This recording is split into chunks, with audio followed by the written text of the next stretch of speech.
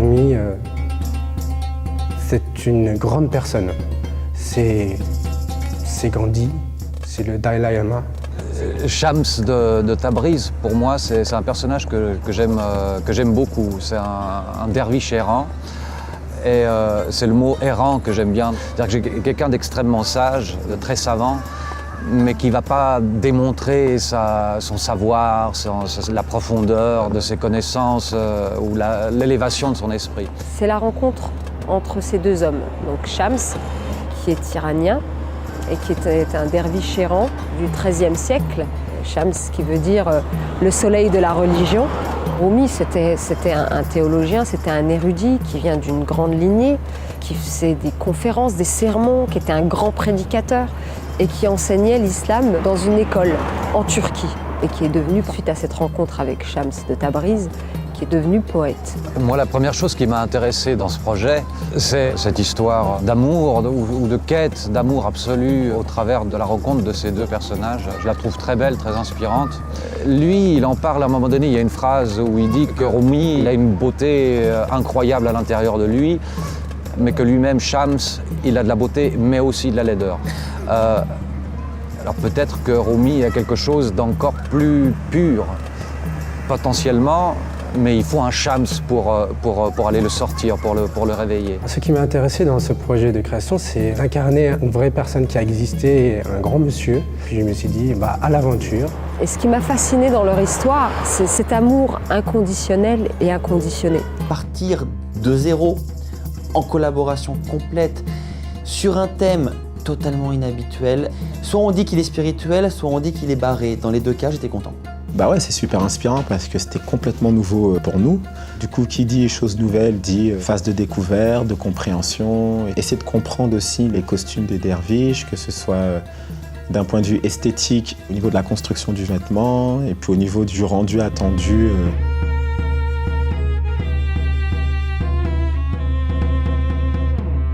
À partir du moment où on parle de création, il y a une certaine forme de remise en question. Donc, une création, c'est une forme d'accouchement quelque part. Le grand doute, c'est plus par rapport à moi, à ce que je peux faire ou pas faire. J'ai pas de doute sur le projet parce qu'il me paraissait très clair dès le départ. Le doute du compositeur de base, c'est est-ce que ce que j'écris va plaire ? Le doute du compositeur pour une histoire, c'est est-ce que ce que j'écris colle à l'histoire ? J'avais peur de ne pas assez lui donner tout ce qu'il fallait, tout ce qu'il a vécu. Que ce soit dans l'émotion, que ce soit dans tout ça, j'avais peur de ne pas assez donner ce côté qu'il a vécu vraiment. Que j'ai l'opportunité d'exprimer des mouvements, certes, oui, mais pas n'importe comment. Il y a vraiment des bases à retenir et à chaque fois que tu fais un mouvement, tu racontes quelque chose. D'essayer de comprendre aussi dans quel état sont les hommes qui partent dans cette danse, dans cette extase. Je ne pense pas que ce soit de la transe, parce qu'ils sont totalement conscients de ce qui se passe dans cet espace dans lequel ils évoluent. Ils tournent sur eux-mêmes, ils tournent autour d'un cercle aussi. Donc je pense qu'il faut être en conscience, en pleine conscience. Et si la transe, c'est être en pleine conscience et atteindre une forme d'éveil quelque part, alors oui, on peut dire qu'ils sont en transe. Mais moi, j'appellerais ça plutôt de l'extase. Avant que Kautar vienne me parler de ce projet, je connaissais le mot sophisme. Je savais à peu près à quoi ça correspondait en termes d'époque. Je connaissais bien sûr les derviches pour en avoir vu en touriste en fait, ou à la télé ou en vidéo. Maintenant, c'était 1% de toute la richesse spirituelle qui est derrière.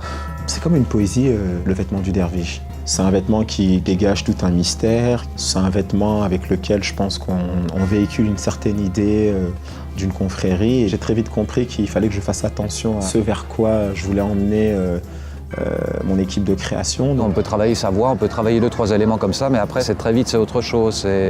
C'est plus qu'est-ce qu'on vit qui est important et comment on vit les choses. Donc il y a une ligne chorégraphique, il y a une ligne du corps qui est donnée dès le départ, mais à l'intérieur de laquelle après on peut construire, on peut rêver. Donc oui, mon imaginaire a de la place. Il y en a beaucoup. Alors au niveau des gestes et de la technique, honnêtement, bon, comme j'ai beaucoup de techniques, c'est vraiment, ça n'a rien à voir avec ce que j'ai fait auparavant.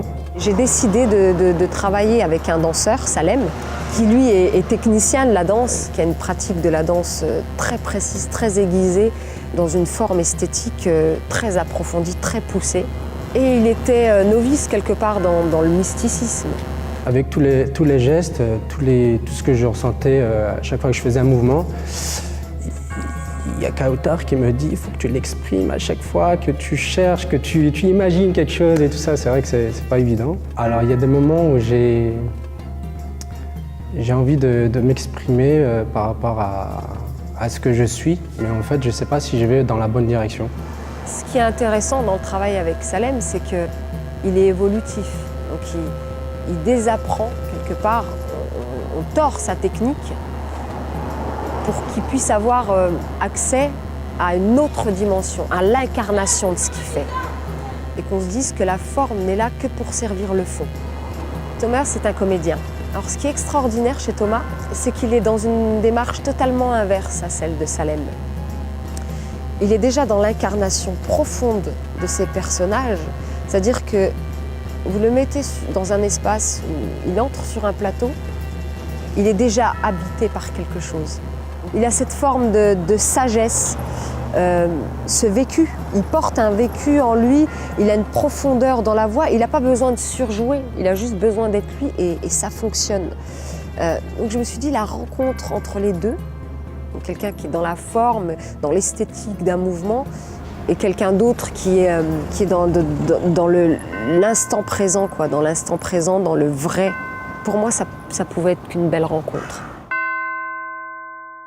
C'est un voyage dans le temps, un voyage dans la pensée de l'homme, un voyage dans l'amour. L'amour avec un grand A. Amour.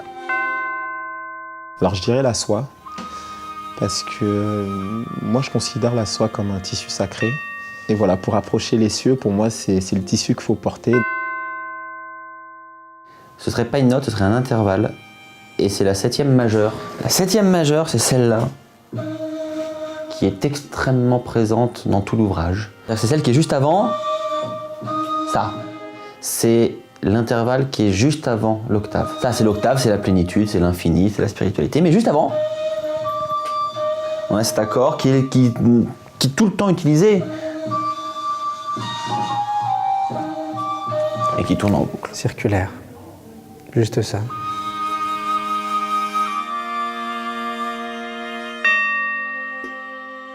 Donc oui, je vois bien le vert et puis c'est aussi la couleur de l'espoir. Ô jour, lève-toi. Les atomes dansent. Les âmes éperdues d'extase dansent. La voûte céleste, à cause de cet être, danse. À l'oreille, je te dirai où l'entraîne sa danse. Tous les atomes qui se trouvent dans l'air et le désert, sache bien qu'ils sont épris comme nous et que chaque atome heureux ou malheureux est étourdi par le soleil de l'âme inconditionnée.